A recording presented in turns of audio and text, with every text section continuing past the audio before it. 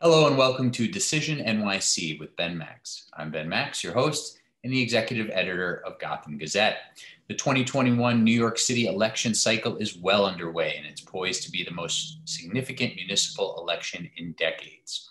All of city government is on the ballot, and because so few incumbents are eligible to run for their current seats due to term limits, New Yorkers are electing many new office holders and the next roster of leadership for our city. There will be a new mayor of New York City elected here in 2021, as well as a new city comptroller, several new borough presidents, and many new city council members. That's not all that's on the ballot.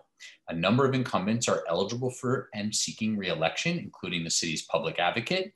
There's a very crowded and competitive race for Manhattan District Attorney, and still more.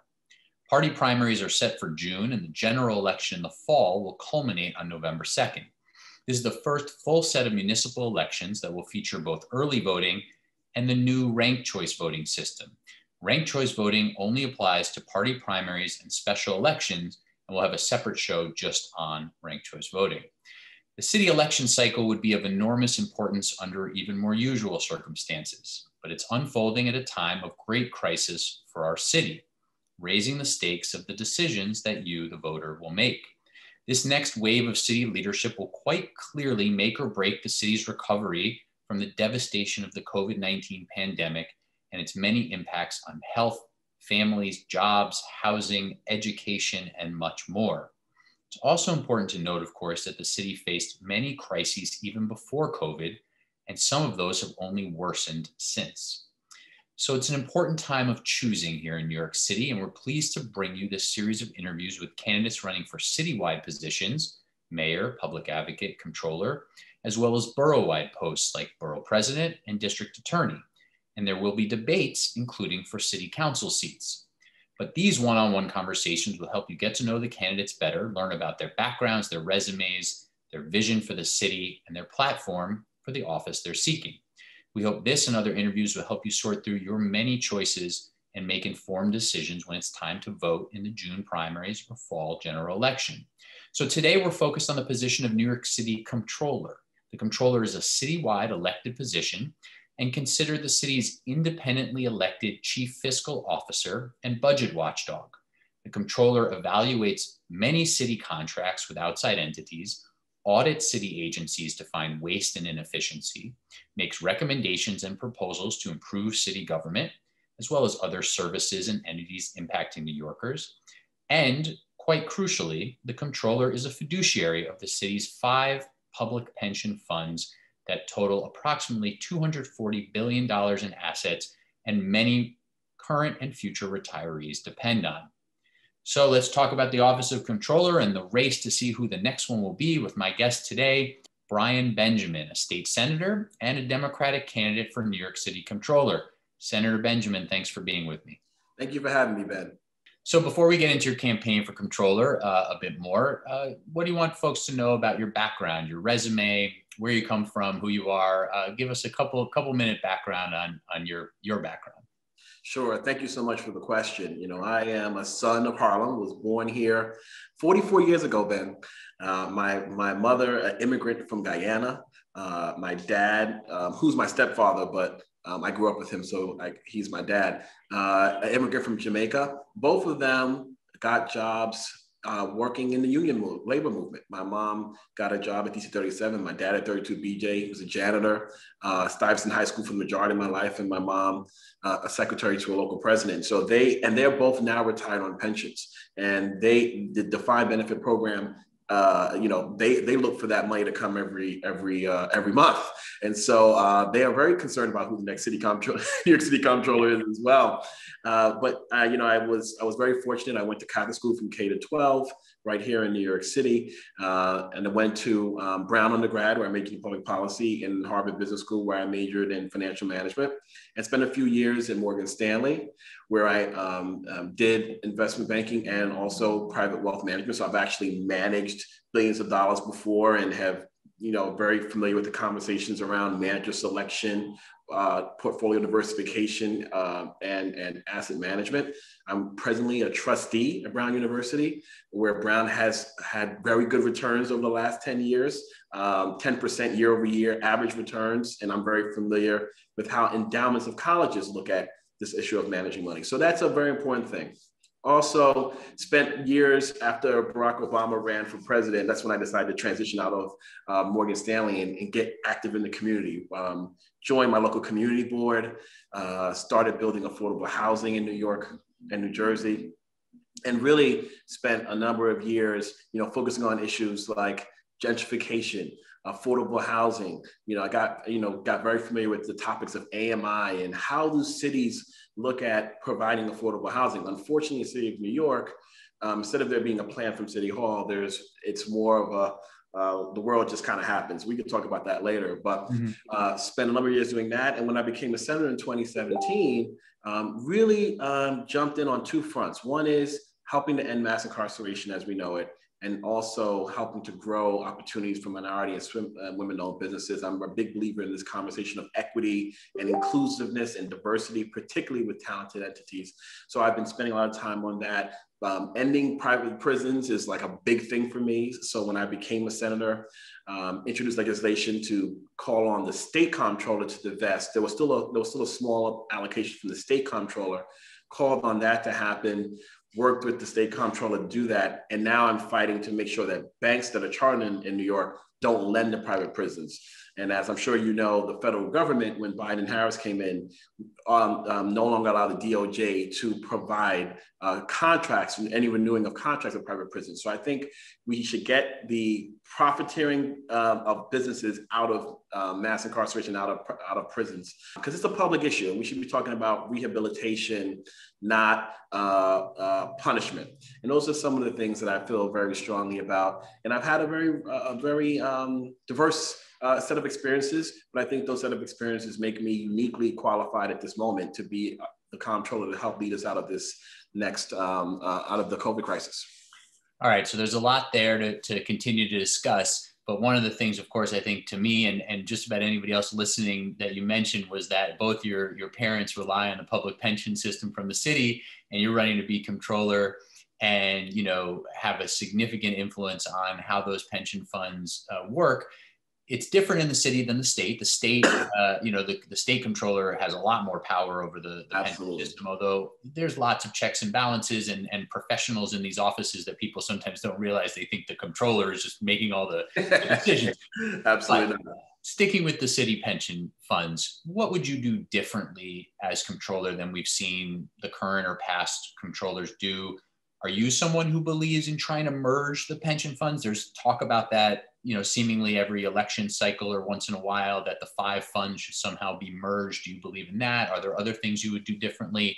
How would you approach that big responsibility, both for your family and many, many others? No, of course. So thank you for the question. I think a couple of things. One is that when I think about the funds, I look at public pension funds very differently than private funds. And so my view is that the public pension funds, the $240 billion, not only needs to provide retirement stability for those hardworking members who are part of the plan, but also should be, as much as possible, invested in things that help make society better at large. And so for me, when I look at two of the biggest crises that we have right now, which is number one, the affordable housing crisis that we have, where we just don't have enough affordable housing.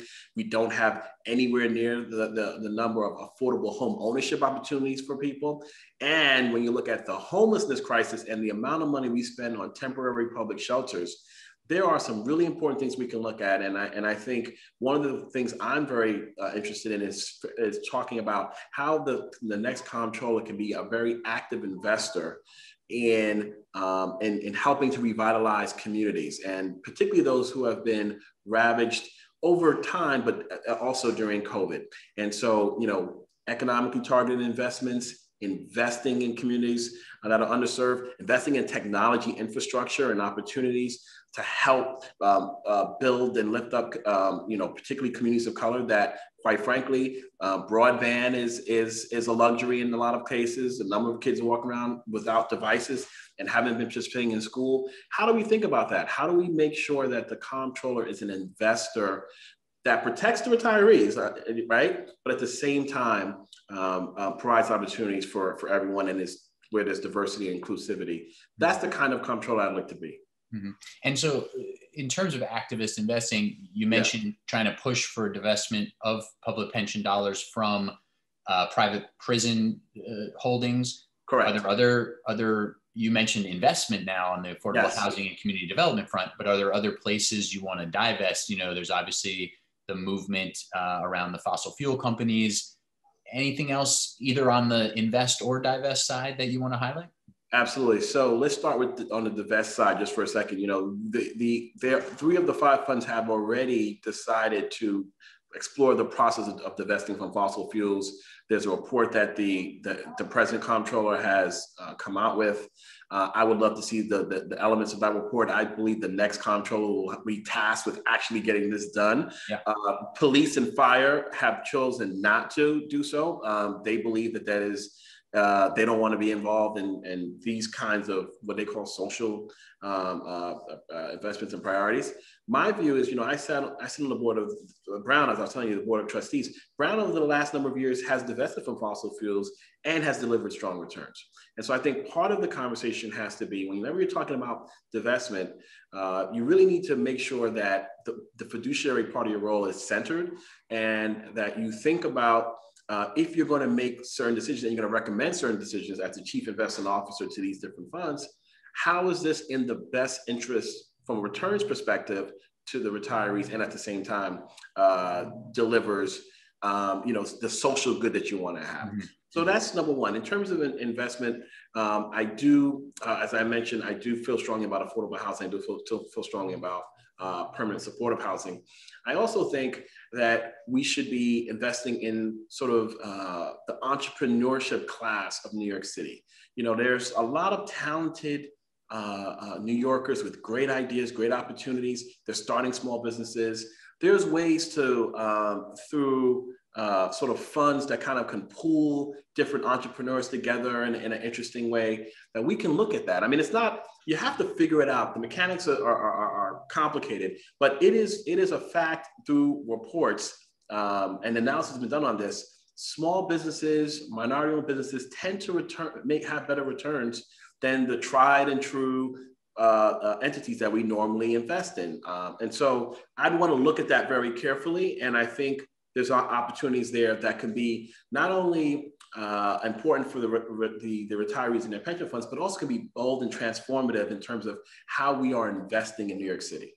Correct me if I'm wrong, though, but a lot of what you're talking about there is probably a very small portion of the overall holdings, right? I mean, so 2%. So 2% of the holdings can go towards economically targeted investments. That is true. When I think about the affordable housing investments, though, I put that in the real estate bucket. So that's a much bigger chunk. But yes, as it relates to some of the, the economically targeted investments, investment in communities, that's a smaller number. But remember, when you're starting with $240 billion, 2% of that is $5 billion. That's real money, right? So relative to the 240 billion, it's not a big number, but relative to the 5 and raw dollars, yeah. Oh my God! And the other point, Ben, that's so important: when entrepreneurs and local community opportunities, they can say, "We've got an allocation from the New York City Comptroller's office." That helps them raise money and resources from other places as well. Mm-hmm. And so that stamp of approval is also important. So I think. From an investment standpoint, I'm the only candidate in this race who actually has investment management experience. And I think that that's an enormously important role on the 240 billion piece of this. And one last thing I want to mention to you is, the actuary requires a 7% return year over year for the pension funds. Last year, we had a 4.4% return this past fiscal year. That means in addition to the 10 billion that we had to provide from the city budget, for pension contributions, that's now going to go up a couple $100 million the next upcoming years with us in the middle of a budget crisis. Mm-hmm. So I think we really need someone who has the skills to help turn the tide on that and reduce the city obligation to the pension system while investing in important public priorities. And we definitely need to move on to other parts of the job, but it sounds like consolidation of the funds is not on your agenda, right? Not at all. I think that there are certain things that could be that they can share that makes sense. Back office functions, et cetera. I would look to obviously want to reduce costs wherever we can, but there are 5 funds, different sizes, different retirees, different priorities. It's really hard to have them all beating to one drum. It doesn't make sense in my view. Let's talk about auditing city agencies. This is obviously often one of the most public parts of the comptroller's job, holding city government accountable, holding the mayoral administration accountable.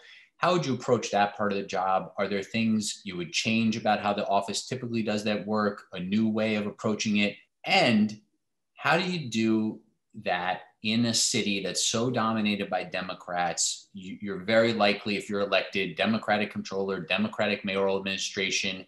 How do you not let sort of a lot of alignment on broader issues slow you down from aggressive auditing? You know, one of the reasons why I am not endorsing a mayoral candidate in this race is specifically because of the point you just raised. I believe the comptroller should have an independent role, particularly as it relates to the mayor. Someone has to hold the city accountable. And so I think one of the ways that you help with that process is to not have some of the political entanglements that can make that more difficult when it's time to aggressively look at what's going on. That's one. I think, and as it relates to how I will look to audit, you know, for me, I believe that we need to focus on programmatic audits that are very concerned around measuring outcomes. You know, one of the things that I believe in the city of New York we need to spend more time on is not introducing new programs, but about evaluating the ones that we have and making sure that they are delivering the outcomes that we thought they would, and if they're not, changing them. And if they are, investing more in them and using them as a barometer for how we can sort of spread, good ideas and good execution across the city. You know, I keep telling people, I don't believe it's our job as elected officials to only highlight the negative and only come out with, Twitter statements and press conferences when we're talking about bad actors. I think we also need to highlight good actors, good opportunities. If the Department of Education has good programs that they're investing in, let's highlight that and let's talk about how that's working. I mean, in the Department of Education, you have so many different schools. There are some schools that are actually doing well, educating and graduating kids in communities that are challenged, where you have a lot of temporary shelters right nearby, a lot of economic poverty. What are those schools doing well? How can we take the learnings from that and share it broadly? And then secondly, I just want to add, I think we have to really audit the NYPD from a public safety standpoint.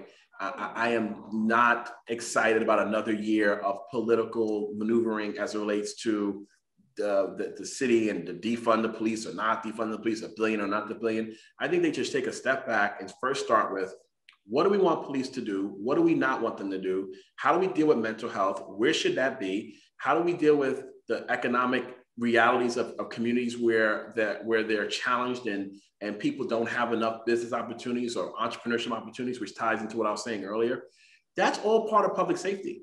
And so for me, I think we should look at law enforcement as a piece of public safety, but not the whole process. And let's talk about how we reimagine public safety in this time and really evaluate NYPD programs. And whatever that number is that the NYPD budget should be reduced, that keeps us safe, that's what the number should be. And are there other city agencies you think are most in need of a really close look by the next city comptroller? Oh, absolutely. I think NYCHA is NYCHA and the Department of Education without question. You know, I continue to be troubled by the fact that NYCHA will go and buy new roofs when they have those roofs they're buying under warranty. There's a $40 billion capital need. By the way, that number has grown exponentially over the last 6-7 years. What are they not doing right? We're spending $20 million a year on the federal monitor. We've spent millions of dollars on KPMG reports, et cetera. How are we going to really think through how we address NYCHA? And then I think there's got to be some more conversations around, if you got a $40 billion crisis, what happens first? What happens next? How do you deal with sort of the management of the buildings? I think there's some financial elements to this. They have equipment, that is hard to even describe. Mm-hmm. Let's show, where is that? What equipment do they have? What are their assets? Those are the kinds of things that I think we need to be, the controller could be mindful of. And then when you look at their parking lots and different spaces, just really giving people a good assessment of what NYCHA is and what opportunities could be out there. And then on the DOE, I strongly believe the one-size-fits-all approach doesn't work.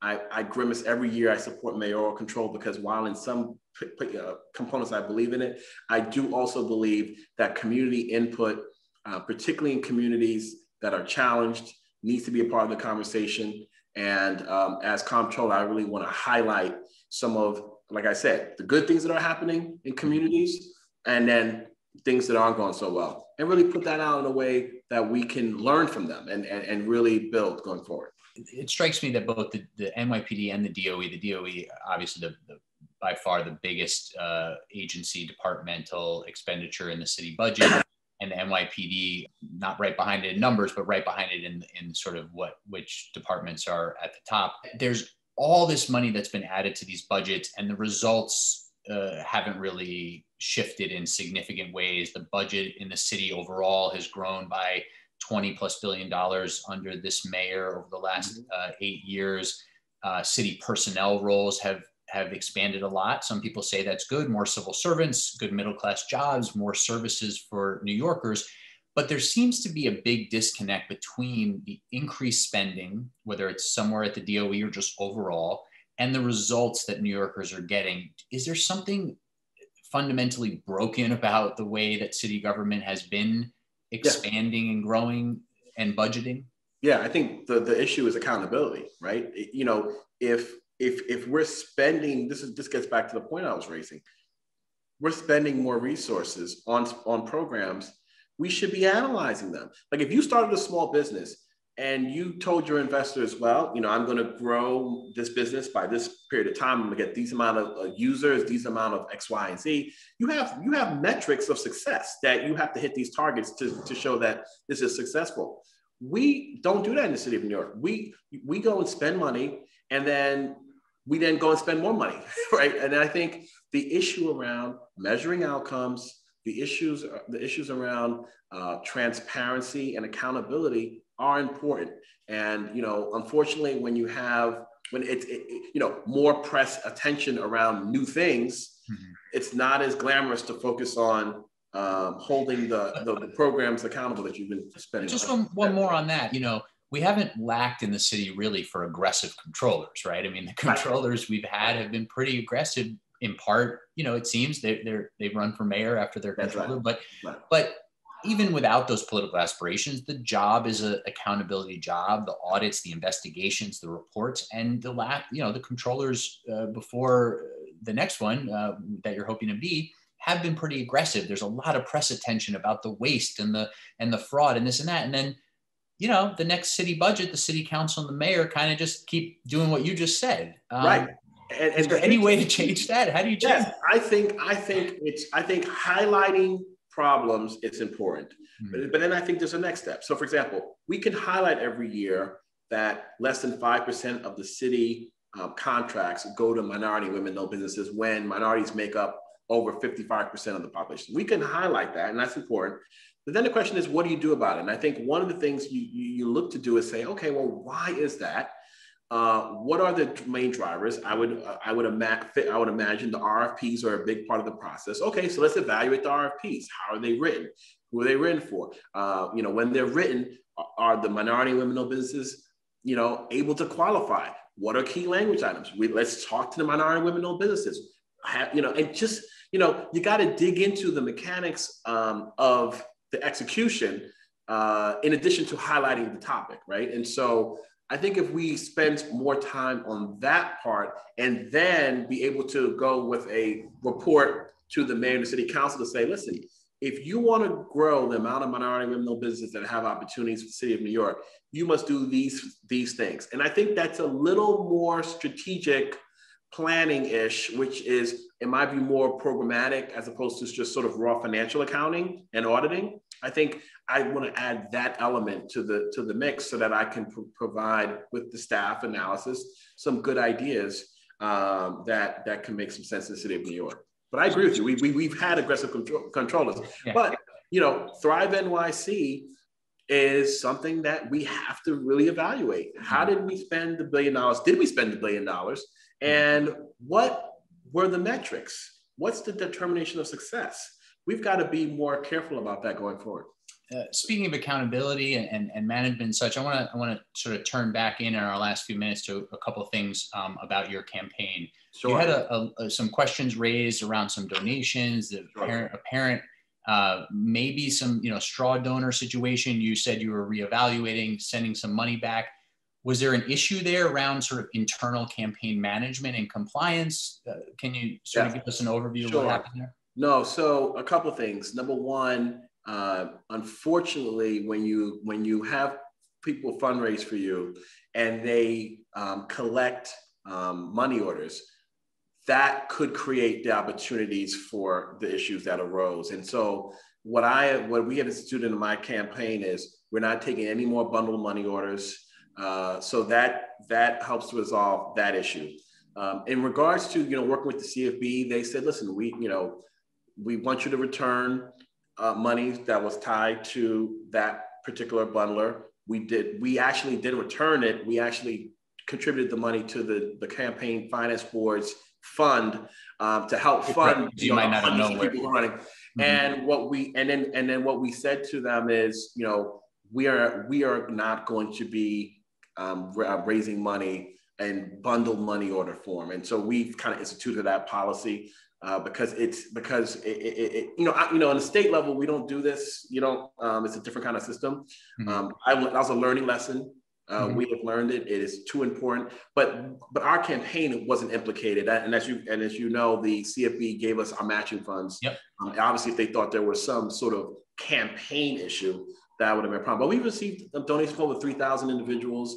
This was an unfortunate situation. I think it was completely tied to the money order bundling issue, which I don't recommend any other candidate to do. Do you feel like there was one particular actor who acted badly and made some mistakes, and that's been sort of dealt with?